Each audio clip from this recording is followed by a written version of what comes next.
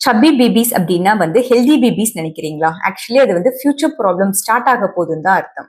குழந்தைங்களுக்கு ரொம்ப ஃபாஸ்டா ரொம்ப அதிகமா வெயிட் கெயின் ஆயிட்டே போறாங்க அப்படின்னா அது கியூட்னஸ் கிடையாது.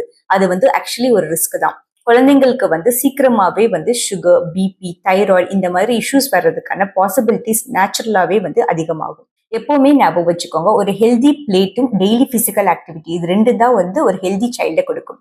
ஒரு ஹெல்தி சைல்டு மட்டும்தான் ஒரு ஹெல்தி அடல்ட்டா கன்வெர்ட் ஆவாங்க. ஸோ ஆஸ் அ பேரண்ட்டை உங்க குழந்தைங்களுக்கு நீங்க என்ன சொல்லி தரணும் அப்படின்னா, டெய்லி 1 ஹவர் ஆஃப் பிசிக்கல் ஆக்டிவிட்டியை என்கரேஜ் பண்ணுங்க. மீல் டைம் சேர்ந்து உட்கார்ந்து ஹெல்த்தியா சாப்பிட்ற மாதிரி பார்த்துக்கோங்க.